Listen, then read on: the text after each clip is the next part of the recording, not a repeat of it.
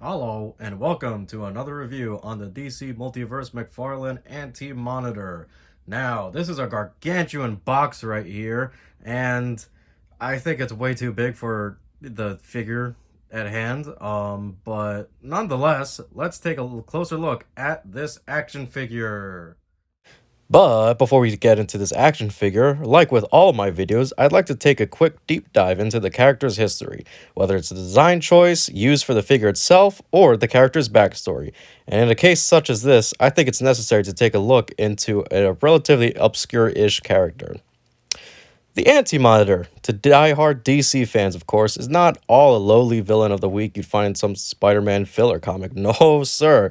The Anti-Monitor is one of the most important villains in the entire DC multiverse.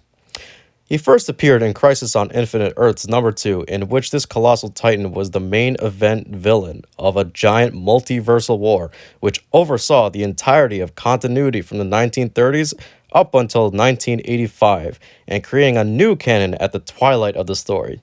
It was the first of its kind, introducing the concept of a multiverse to comic book readers in which characters of old battling with comics of new. So, where does the Anti-Monitor come into play?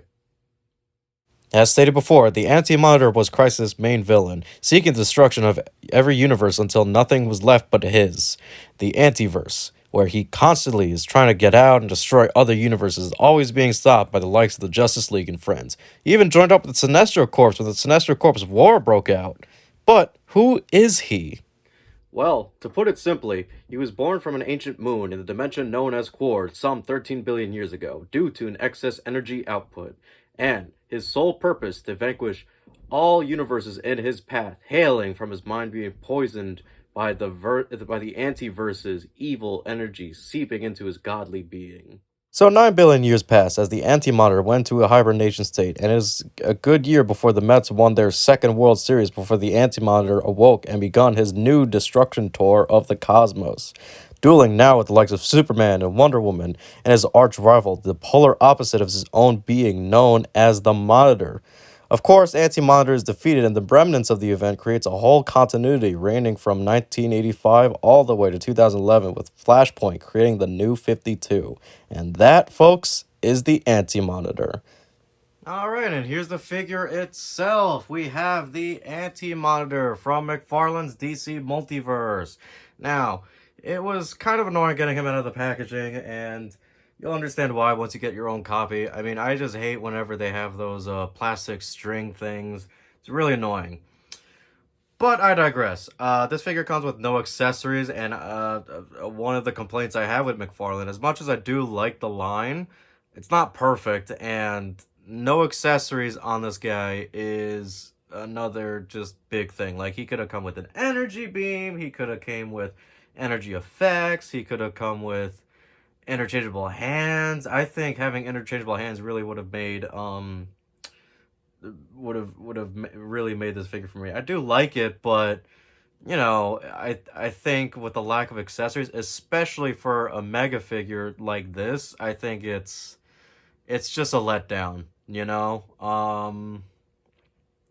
I think everything else looks really good about it. I think there are some mismatching things going on, like this knee right here. You can kind of see it where this gray doesn't match up with this. It's the plastic, or actually I don't even know if it's plastic. I think it's just the paint itself. This just was not painted. Um there's a lot of flat areas, specifically with the yellow parts here. It's just kind of flat. I wish we got some detail. I mean, if you kind of are gonna make the excuse that, oh, it's supposed to be like the old timey comics, and with the flatness of the colors and stuff like that, like, sure, but then you wouldn't have detail within the mouth. You wouldn't have detail, pretty much. You wouldn't have this gold right here. It'd just be flat yellow, and it's inconsistent. I do like it. I think a lot of what sells an action figure for me mostly is how much I like the character, and I love Anti-Monitor. I think he's such a cool villain, but it just, there's a lot of wrong with McFarlane McFarlane toys and stuff like that. It's really frustrating. You know, there's just no detail in it. And Legends isn't better either. Um, Legends is my main line, but I I don't think we'd necessarily see this many inconsistencies with Legend. I mean, there's some, not even. I mean, I think what really does it for the most part with this action figure is you allow the lighting to do the work for you, I guess, and that's kind of an excuse not to use paint shitting stuff like that. But with the line that fancies itself on detail and painting and we're different from Legends, how is this any different? We still have the diaper problem. We still have, there's no accessories, as I just said. There's no effects.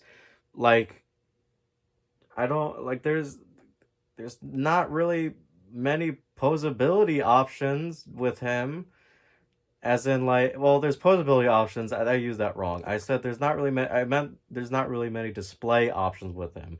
He can't shoot beams, or he doesn't have a beam shooting effect. He doesn't have interchangeable hands. He doesn't have any effects like maybe magical cosmic effects that you get with Legends sometimes. Like at least with Legends you'll get that. You'll get something with Legends most of the time. With this as McFarlane as well, you'll just never know. And I think that's so infuriating. Like I'm trying to think, like I think one of the Red Hood figures came out and he didn't have any guns. And then you have to buy a separate pack of guns? Like, not even Hasbro does that. Hasbro will at least give you a gun. It's going to be a fake gun. It's going to be a fake looking gun, but they'll give you one. With this, there's just nothing. And there's nothing with McFarlane. And I like this line. I really do. But it's cases like these where it really makes it hard to defend them. And I don't understand why people defend him so hard. It's rough. But I digress. Let's move on to the articulation segment. I didn't do this with my Hiya Toys Godzilla because I just thought that there's too many moving parts for that guy, and to go over every single articulation point would be an entire video on its own. But this is quick. These guys are quick, You do get some movement in the head. It's kind of annoying to work around, but I think that's more so the character design than actual figure. You can kind of get it up looking down. You can't really get it looking up all the way. You'd have to move the torso to get him looking up.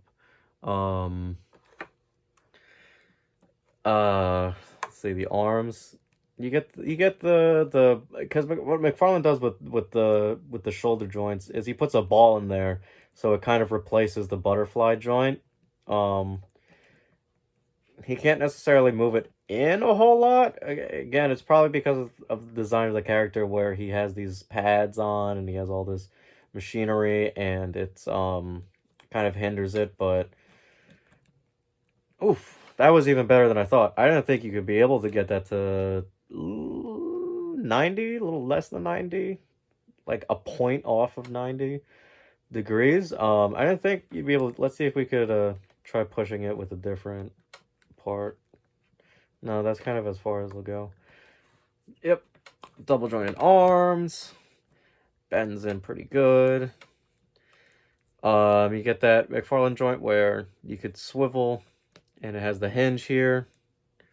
Swivel, hinge. You could also make it.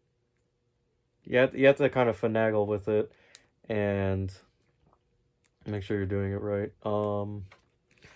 Chest articulation. He has the two crunches right here. One at the diaphragm. One at the lower abs. It's a ball joint, so you could roll it. This one is kind of useless at times. Oh, I thought this was gonna be like rubberized or something. No, this is just hard plastic right here. That's pretty cool. Usually here it's a softer plastic of some sort or like a rubbery type of material. And I'm not getting a whole lot of that. I mean, of course you're getting it in the diaper here, but other than that, you're not really getting much of the the soft plastic really anywhere on this action figure. Legs, it's kind of hard. Can move it about, again, about 90. Double jointed knees. Bends in all the way. Kicks out all the way. And this is yet another problem I have with McFarlane. Look, again, all I'm doing is bitching and moaning right now, but you know, it's real gripes. Like this is okay right here. When it's loose, the upper leg swivel is pretty good. Like I don't have many complaints over that. But on the left leg, okay, never mind. You can my point was just destroyed right now by the Antimony. Hey, look, it's my first time opening up this action figure. I haven't had a lot of time to play with it. This is pretty much the time I'm getting right now to play with it. You know, I just opened it, so I got a pass. All right. You got some standard hinging of the foot, toe articulation. Honestly, I don't mind toe articulation. I know a lot of people feel strongly about toe articulation, but I don't necessarily have a, I used to hate it. I used to hate how toe articulation looks, but then, you know, I think when done right, it can be good. I think in this case it's fine. You know, my opinion is kind of swayed on toe articulation. I don't think it looks ugly anymore. I don't think it looks bad. I like it. I do now. But you know, I think back in the Toyotas days they kind of really looked ugly, but other than that, you know, it's pretty good. And here we have some size comparisons real quick with the anti-monitor. This is kind of rough because, you know, when I first put these guys up on the table, I thought that Killer Croc was bigger than the anti-monitor, and I think he might be if I stand him upright, but I'm not gonna do that because I know he's gonna fall. Um, again, for a mega figure, I think he should be one bigger, and I don't know. I'm complaining a lot, but I do like it. I like the sculpt. I like the character. I like it. I don't love it though, and this is another reason. I don't think he's supposed to be a gargantuan monster. He scales better with the Legends version than he does with the Multiverse right here. You know, like, you know, it's just kind of infuriating. I mean, I have the Select here, which is another like 7-inch line. I have the Multiverse Nightfall Batman, which was recently came out, and that's my Batman. I love that action figure. Legends Retro Spider-Man, which is about an average size 6-inch figure. Killer Croc is also another mega figure. Also have my complaints with that one, but again, I just think that he should be bigger, especially for how big that box was. Like, well, let me see if I can get the box. Yeah, I got the box right here. Like, look how big this box is compared to everyone else. It's such a big box.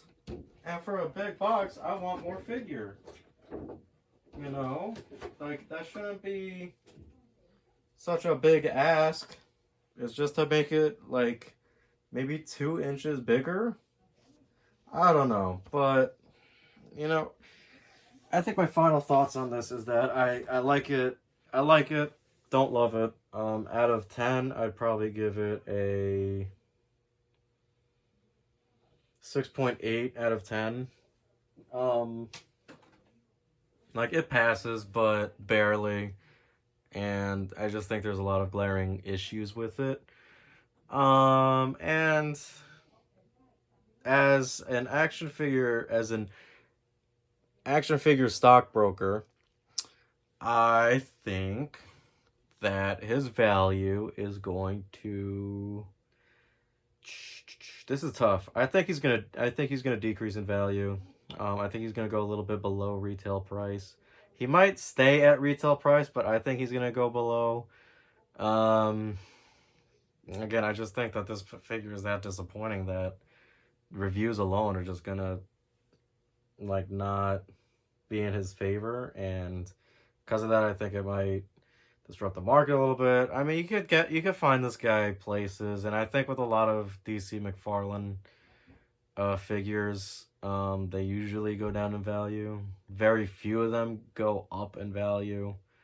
Um, like off the top of my head, the ones that go up in value or at least stay relatively at like a high price, like the multiverse, Snyder cut, Dark Side with the armor, Red Hood, the first release. Nightwing actually went up in value. The the first release, um,